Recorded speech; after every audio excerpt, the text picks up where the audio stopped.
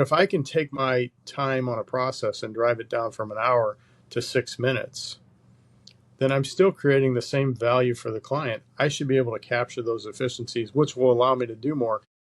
Hey there, everyone. Welcome to another episode of the Managed Partners Podcast. I am Kevin Daisey, and I'm your host. And today, I got two guests joining me.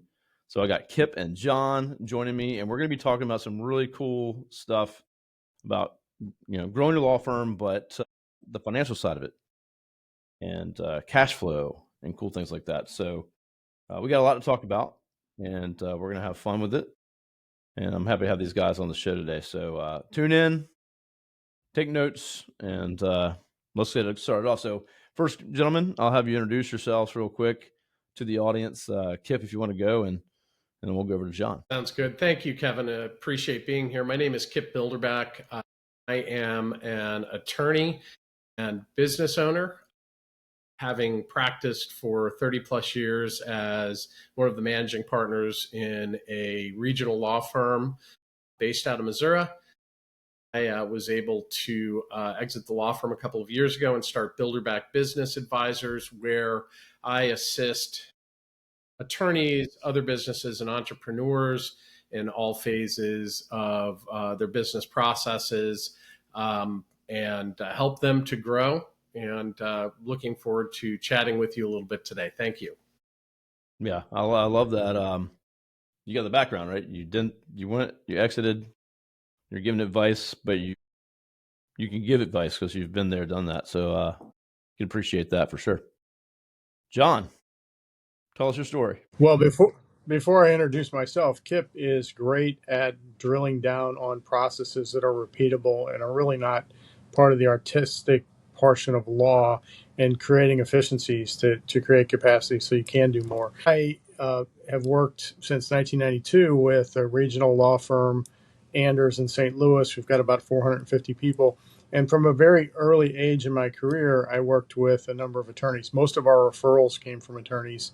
And I met a very entrepreneurial attorney who worked on his business and not in it. And watching him for 17 years really got the equivalent of a PhD in law firm management. And so now that's what I do on the virtual CFO side, work with law firms to help them grow and scale and manage their business. Really cool. So yeah, as you can hear, everyone, they have some background, some good skills, and can share a lot today. So we're going to try to pack in as much as we can for the short time that we have here. And where are you gentlemen coming from? Kip, you're in Florida.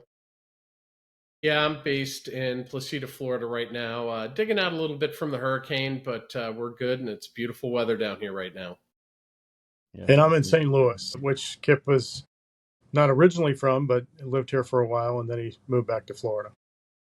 Excellent. Yeah, I always like the guests to know where everybody's at, and I'm in Virginia Beach, Virginia. So we're covering a good part of the U.S. here. So gentlemen, let's kind of jump into what do you want to cover today, and I'm just here to facilitate, maybe ask some questions, and maybe throw in my own insights. So where would you like to start off at? Well, from my perspective, we like to help law firms run their business as a business and focus on profit-focused accounting. And we think there's 4 pillars to that. One is cash, the next is financials, then production, and pipeline. And so the first one being cash, we help them set targets as to how much cash they need to effectively run their business. Many lawyers, they get a big payday, they get a big check in, they want to take it out. It's just like every other business owner. But there's a certain amount of working capital, especially as you're growing, that you need to hold on to so that you can make the next couple of months payroll and pay all the other bills. And then the next are financials. And many times we have people that are longtime employees in the office running the financials. They're not really trained in that area. And certainly most attorneys are not trained to run accounting financials or interpret them.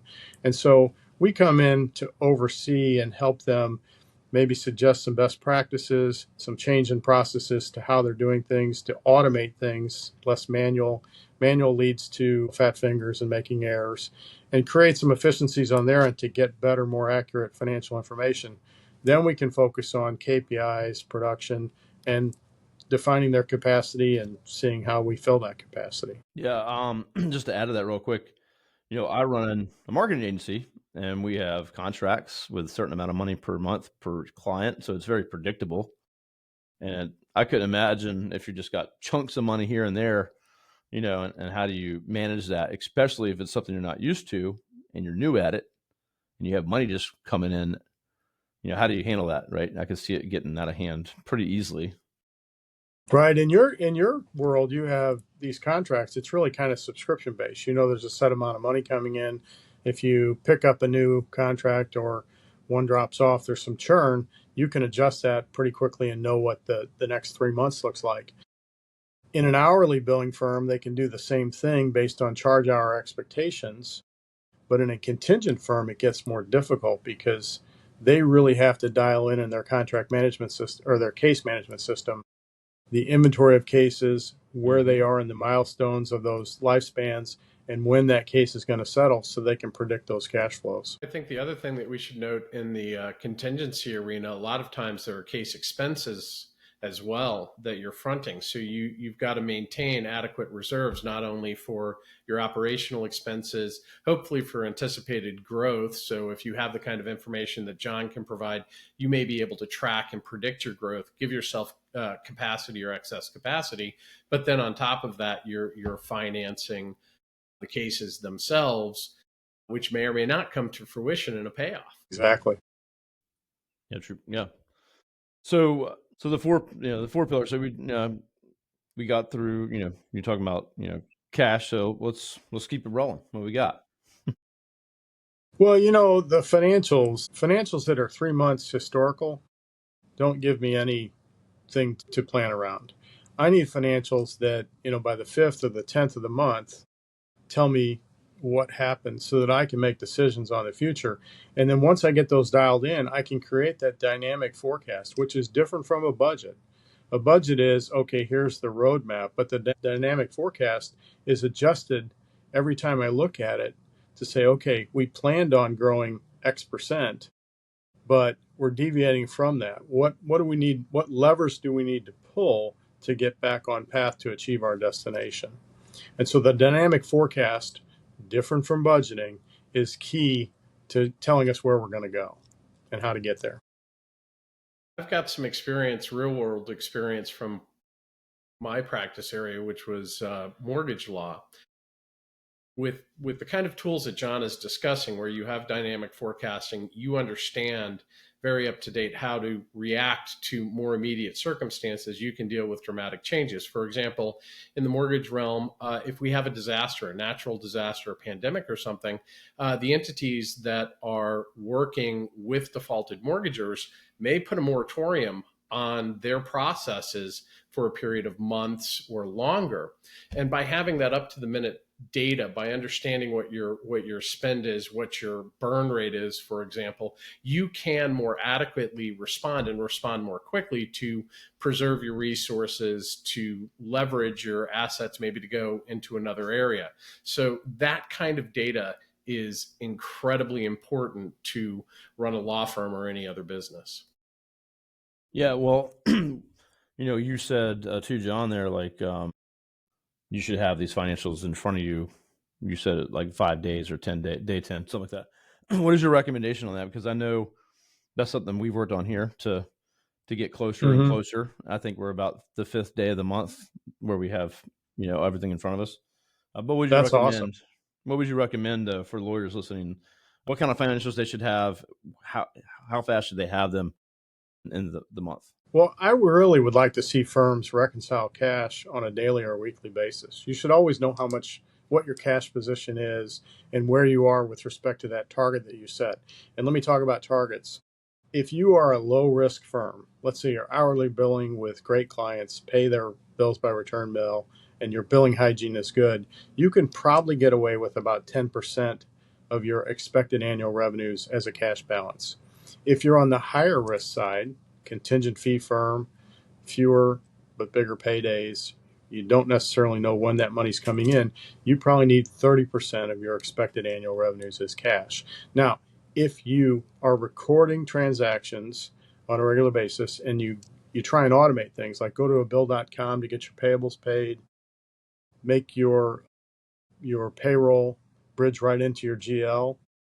That can help these folks that are doing your internal books become more efficient and less prone to error so that it is achievable to close by the 5th day or the 10th day of the month.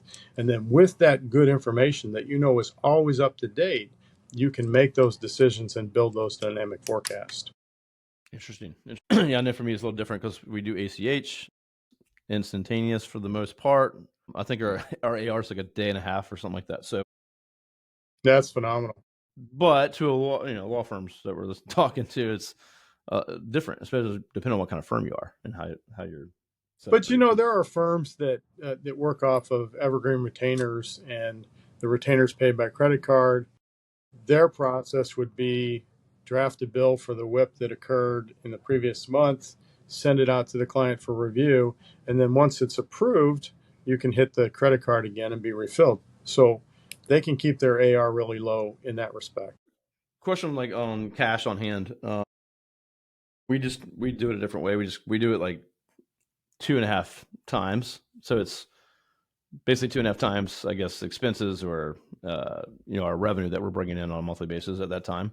That we have 2.5 times that. So I guess if you were to do that as a percentage of the year, which is kind of what. Well, it's interesting you say that, because that's exactly what the 10% to 30% does. Is it looks at a couple months versus 6 months of your bills, and really, let's say you're a 30% firm, we don't expect you to keep all that in the operating account, not earning any interest, but maybe keep 2 payrolls there and then put the rest in a money market account to earn some interest on it. That's exactly what we do. We have a bunch in different money markets or high interest accounts, or we'll kind of try to get with our financial planners and say, hey, what's, we can take this over here. It doesn't have to be as liquid, so where can we put that? And then here's kind of where we want to be liquidity wise and, money we want to get to. So we're always kind of looking at that to see like what we can do. But today's episode is brought to you by Answering Legal. Now I just switched my company, Array Digital, over to Answering Legal, and it's made my life a whole lot easier. If I can't get to the phone, their 24/7 virtual receptionists take the call and take them through a full intake process, so we never miss new business again. Now, Answering Legal has been at this for more than a decade, and they specialize in answering phone calls for law firms like yours. They even have a brand new, easy-to-use app, and they integrate with all the top legal softwares and platforms. So, for my listeners today, we actually have a special deal of a 400-minute free trial offer of Answering Legal services that you can try out by going to answeringlegal.com/array.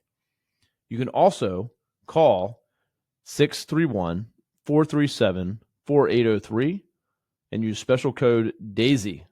That's my last name, Daisey. So go check them out, and let's get back to the show. A few years ago, that didn't matter so much because interest rates were so low, but today there's real interest there. It really is. I actually have, even personally, I have a 5.37% savings account, and it's extra money. It's just kind of sitting over there that I want to be able to grab when I want to, and it's within 3 days I can have it back in my main account, and it's who suffered working all right when the Fed had interest rates so low for 40 years. It was really the older generation that suffered because they looked at their risk profile and said, I need to be more liquid, more in cash, and they were earning 1% on their money. When inflation was 2%, they were still, losing ground. A good point. But so yeah, I this is a personal tip, but it's again, there's some stuff out there, and I just tested it with like 10 grand just to make sure my money doesn't disappear. But other than that, it's FDIC and all that good stuff, and just put more in there, and it's makes a couple $100 a month, and it's just kind of set aside cash. Yeah, awesome. All right. The other thing I like about that approach from a personal standpoint is the fact that because you have it in that separate account, I kind of blind that for myself. So I look at my operating account as my cash on hand. I know up here that I have something back, but I don't see it every day. And you don't go, oh, that money looks good. I'd like to use it for whatever sounds good today. It allows you to have a little more long-term thinking. Yeah. So yeah, good point. And so one of the books that we prescribed to early on was Profit First by Mike Michalowicz. And it was, I guess, the best way. And I've mentioned that on the show a few times, but it's like your grandma's envelope system, right? You get a little money. If you take $100 and you put 20 for dinner and meals, and you put 20 over here. We did that with our bank accounts, and we had a vault account, which was in a different bank with no ATM cards, and it was just like money just flows over there that we just kind of like at a percentage rate, to where it's like our vault, like backup. Don't even know it's there, that we check on every once in a while, but you have to physically go to the bank to get it out because we have no access to it otherwise, and that's designed that way. But it's just one of those fail safes as backups. And so, yeah, and you're not seeing that, every day going, oh, there's some money. Let's go buy something. We like to do that with partners' tax distributions. Set that aside, look at every month 40% of net income, put that in an account that we can't really see or touch, and then distribute it to the partners to pay their taxes. That way, they get their K1, they've got the estimate voucher due or the balance due on the return in a growing year. Then the money has been set aside to pay those taxes. There's never any consternation about how am I going to pay this.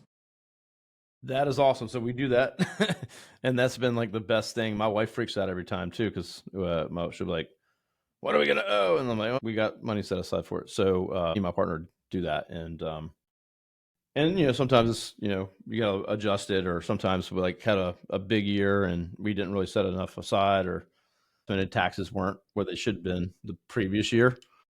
But other than that, we're pretty much in line with that. So that's a great tip right there for everybody. If you're not doing that, you're trying to pay less taxes, save taxes, but when the bill comes, the tip that they're You have it. mentioning right there, you have it. And it's so easy as a startup business.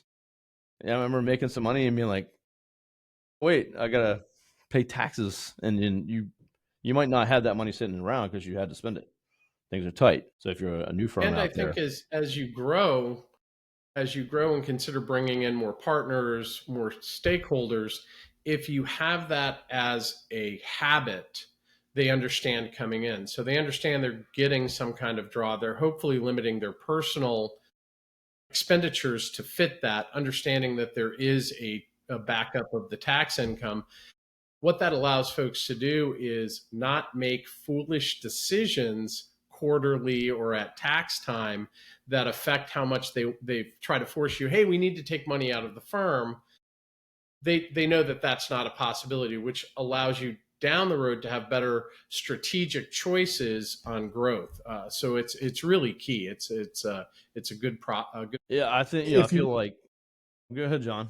You can. well, I was just going to say, if you are disciplined enough to set this money aside, then you're always going to be in sync with the cash flow curve. Where firms get into trouble is where they over distribute either in draws or at year end, not comprehending the taxes. Then the balance due comes plus the first quarter estimate, and the money's already gone. I already gave it to them. They spent it on other things, and we're constantly chasing this. Now, the last part of cash is have a great line of credit that probably equates to your cash target. And don't use it to support partner lifestyle. Use it for dips in cash to make a quick investment in some new technology or an office build out. But then get that paid off. Don't live on the line of credit. Awesome tip. And We were told ideally, that a one while of the back, and things that we started doing that. What you got there, Kip? Sorry. Yeah, I was saying ideally, if you can get to a point, and I'm very conservative financially, if you can get to a point where that line of credit is truly for emergencies, but you are keeping your regular operational cash and then able to project your capital expenditures, your new systems, new infrastructure, that thing that hits immediately where you need to upgrade software. If you have the cash on hand to do that, you're never going into debt, and that is for a developing and growing law firm business is a great place to be. It may cause you to slow growth sometimes, but that's okay because ultimately you'll stand the test of time. Yeah, you want smart growth. You don't want to grow too fast or break things. So, yeah, that's two good points there. I want to kind of back up to is one, yeah, sometimes I see firms come to me and be like, "Hey, that new website we were going to build, can we do that like right now in December and pay for it, but we'll start it next year?" They're trying to, spend some cash, right? So I definitely see that a lot. It gives me a little idea. Not that I get into their finances, but run the business, I know. And then the other thing about the line of credit, I used to never have any debt, no lines of credit, no nothing, and was like so proud about it. And I had some business owners going, "Hey, well, you don't have a line of credit or a relationship with the bank?" Like, no, like we don't, we don't have any debt, no credit cards, nothing. And I'm like, well, that's not necessarily a good thing. Like, you need to build a relationship with your bank because they're not going to give you a lot of money right now. The goal is that you build that up and build trust and lines of credit. So if you do need it, or if you need to grow, scale, hire, whatever, that you're building that up and you have that. So yeah, we started to get a line of credit and this increased a lot. We don't need it. We use it here and there because if you don't use it at all, then they're not going to. I'll take it. Yeah. Yeah, they'll say, "Hey, we're going to close this out." So yeah, go get a good relationship with a good local or regional bank. That's my take. I had a lawyer asking this the other day, like, who should I bank with? And everyone's like, local, regional, build a good relationship, and then use the line of credit and then pay it off, just like you would an Amex card. Right. Yeah. So we had Amex, like you have to pay that thing off. Like if you go a day late, like you're screwed. The interest rate will go through the roof. But Amex is a good card to have if you can do that. So great. Hey, I do want to talk about like term debt. And there are places where debt for a law firm or any business is appropriate because if you think about it, if we're netting 25 or 30% profit and the term debt to expand our footprint or buy some new computers is 7 or 8%, it's still good to leverage that acquisition because my other cash can be earning and growing my business, and I'm going to earn 25 to 30% on that, and I'm paying 7 or 8% on the term debt. What I'm cautioning against is living off the line of credit. Use that for emergencies. But if you have a strategic acquisition or a big purchase, go ahead and term that out. Plus, if you have a firm with multiple partners, some are older, some are younger, those improvements, the acquisition is going to affect everyone. So I want to match the cash flows going out to pay the term debt off with the benefit of what I'm acquiring. No, I love that. Kip, what you got to add to that? I kind of agree with John. You have to look at the cost of money. I think if you have the right data, you are going to align these types of purchases, expenditures with your strategic plan, and make intelligent decisions that you can then spread out. It does look good. I'll leave to John to talk about the accounting, but sometimes it's nice to spread something very big out over a number of years. And there are several investments. And what I see is in footprint growth, maybe in dramatic increases in infrastructure. A lot of times that's information systems or other things to help you better serve your clients. I do believe that can be used strategically to fuel the growth that you are planning on in the long term. Kevin, you just talked about websites, a new website. What's that cost? 100 grand? It can. They're not cheap. So yeah. So if I did, 20,000 on the low end from us, and then it could be a lot more. So, but if I was going to spend 100 grand on a new website, it's going to benefit me for a number of years rather than take $100,000 out of current cash. Maybe I take some of my own cash and then term out the rest over 3 to 5 years. That seems reasonable to me. sure. Or we'll put you on a payment plan and we'll finance it for you. You'll be the bank. Yeah, we'll be the bank. We do that all the time because it makes sense versus someone writing a big check. So we try to make options like that so we have cash flow. And sometimes I'd rather have the cash flow than 100 grand today. So that's kind of how we do things here, and to be in that position where years back we were a project company and we had to have those big checks. And I hated that.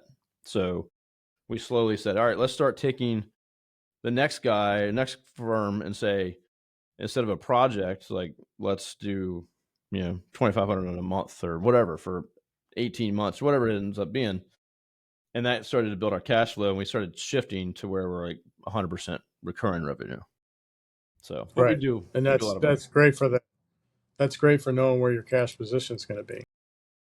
And it's Exactly. something I'm seeing attorneys do more frequently in those hourly billing situations where you have a corporate client or a regular client who has a certain amount of work, to be able to give them a deal where you are in some way having them on a contract on a monthly basis. It allows them to better budget their legal expenses. It allows you to guarantee or to understand your cash flow. And I do see many more colleagues finding that who have the types of clients who fit that profile.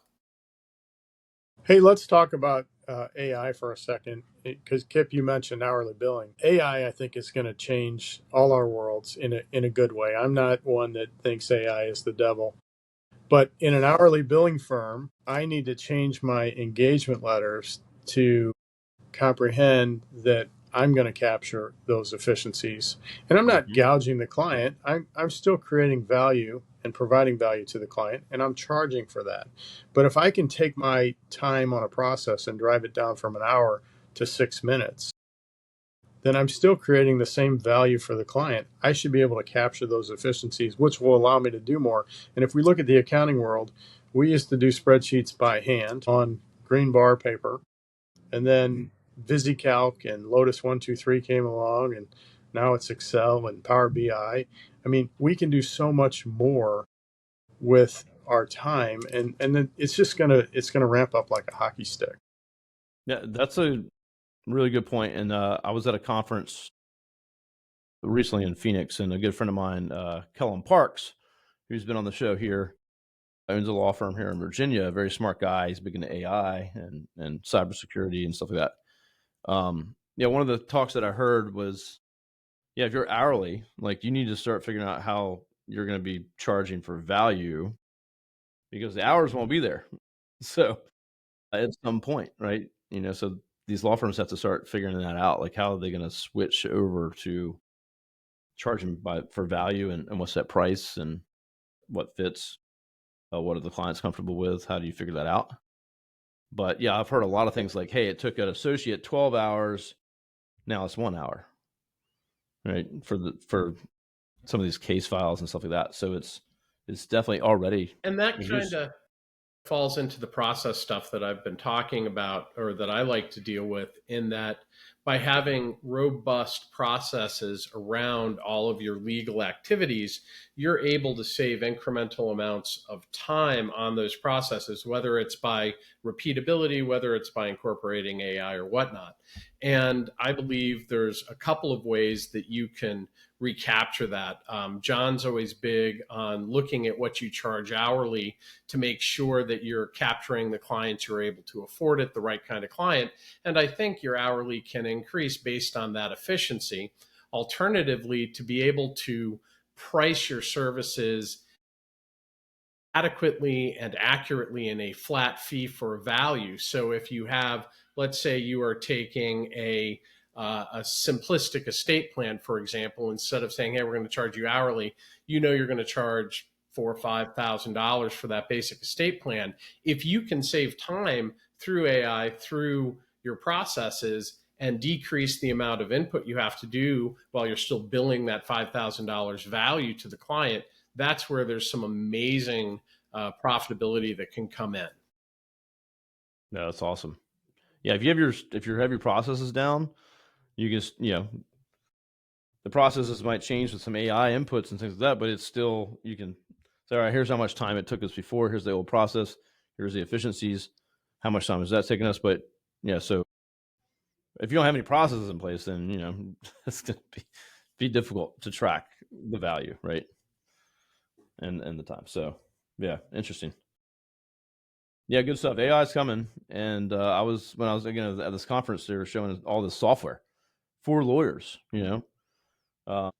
Built for it doesn't hallucinate. It doesn't create thought. It doesn't create stuff. It's is built for for lawyers to use, and it's really cutting down the time for all this stuff. And so you still need lawyers to review things and to go through it and everything like that. So it's not replacing lawyers, but definitely speeding things up. The other thing I think these things do is it increases the client satisfaction and the quality of your work. A lot of what we talk about when we're talking with John is that base financial value. But the thing we don't often talk about is the fact that having those processes, having the ability to understand your financial world, to grow, leads to the ability to better serve your client, to take the unique challenges and address them sufficiently, to have the better contact points with your client.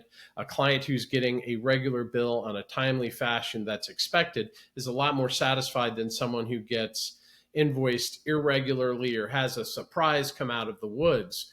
And the type of work that John's company does allows their clients to better serve their client overall. Well, Yeah. the other thing I would add in AI is for those firms that embrace it and use it in the right way, create best practices, it's going to allow small and mid-sized firms to compete with much bigger firms. No doubt. And the big firms that don't want to change or they're comfortable, they're going to have an awakening for sure. Because I know a lot of young young firms that started virtually, they're virtual. They're, working with clients all over the country and practice areas that you would never think that could do that. And they're being efficient and, they're doing well. So, the bigger firms need to definitely adopt this and figure it out as soon as they can. One thing I was thinking about is Arjon Robbins. He runs a group called How to Manage a Small Law Firm. They have about almost 1,000 smaller firms that they consult, if you will. They coaching CEOs, CFOs. They kind of have like a consultancy program.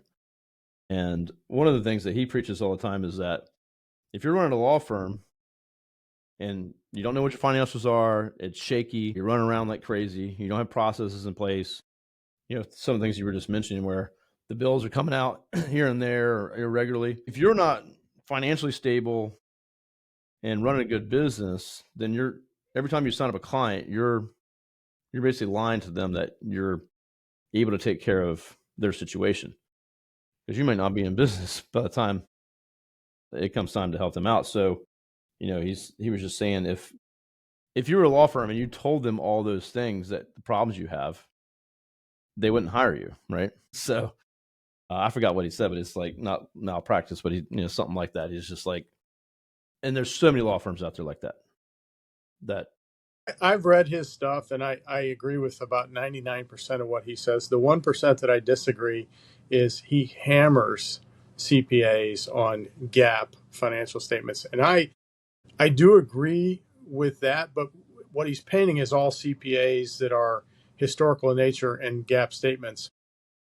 I don't prescribe that you need GAAP statements unless the bank is requiring it. What you need is current, accurate financial statements, which he would agree with. He just tries to paint all CPAs as, oh, they're going to push GAAP statements and you don't need that. I agree, you don't need it, but we're not all historical in nature. Some of us are advisory and looking forward. No, yeah, that's a good point. Of course, it's always the lawyer always has to look for someone to make fun of, and if we can go to the accountants, we're going to do it because We're usually easy target. the jokes. And no one likes marketers either, though. So there's a lot of bad ones out there. It's all good. We'll deal with that. Yeah, I mean, I was actually at a legal conference in Chicago. Louise Scott's 8-figure firm, and a friend of mine. Oh yeah, now, I like that guy. Yeah, a friend of mine, Adam Williams. He's got a firm called Pennywise, and they're a tax strategist. And that was a new kind of terminology for me. And I've had your traditional CPAs that just you meet with them and they're like, all right, taxes are due today. Let's meet real quick and you're done. And you're like, whoa. So, if your CPA does that, you need someone to plan with, way ahead. Yeah, they're great at telling you what happened, but not what's going to happen. And I think that's the hard part.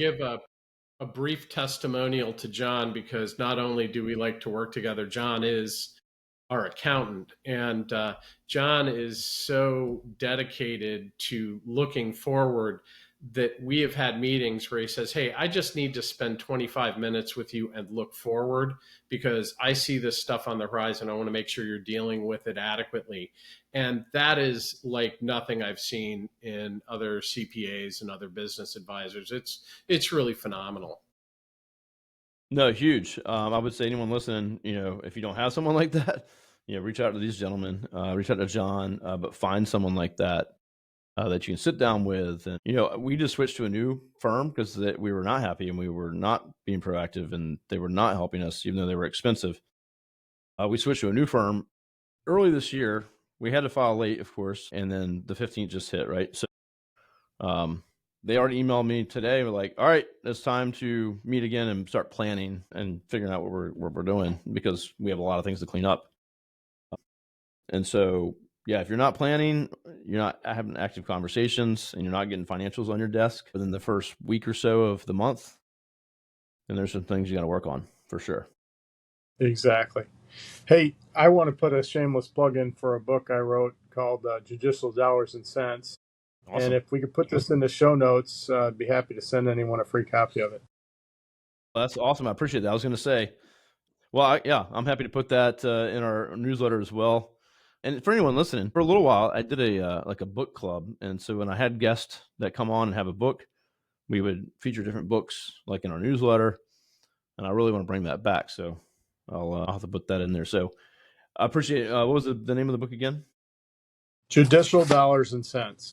Judicial Dollars and Cents. Okay. Everyone check that out. Reach out to John. And what's the best way? I want to get everyone the best way they can connect with you all. Obviously, you can reach out to me, LinkedIn or wherever, and I will connect you if you email me. But Kip and John, what's the best way for folks to find you and connect with you? I'll start. If you can find me at my website, bilderbackadvisors.com. You can go on LinkedIn, or you can call me, and the number's 314-79599. A lot of people don't give their phone numbers out, but I'm kind of old school. That phone's open 24/7. Feel free to call. Happy to chat with you. Awesome. And for me, it's on the Anders website, anderscpa.com, or on LinkedIn, John Scott CPA. And my phone number, 314-229-2173. And like Kip, I always have my phone with me. Same here. I give out my number. My employees are always like, your phone number okay on this? Like, yeah, it's my cell and my business and my life pretty much. So just doesn't matter to me. 757-679-6274. Let's go. Hey, gentlemen, I appreciate you coming on to share. Great conversation. Anyone listening, if this is foreign to you or some of the things that we talked about, you can definitely have an episode about almost every little thing that we talked about. Leveraging debt for growth. I mean, there's just so many good things there. So if you want to hear maybe more about one of those topics, have these gentlemen back on, let me know. And if not, we'll see you on the next episode. John, Kip, anything else you want to share before we go? I appreciate your time today, Kevin. Yeah, Kevin, thank you for having us. Absolutely. Well, you all stay on with me for just a sec. We'll talk backstage. Everyone tuning in, thank you so much again for tuning in to the episode. Any feedback, topics, things you want to hear, let me know, because I'll find the best people to talk about it. So we'll see you soon on the next episode.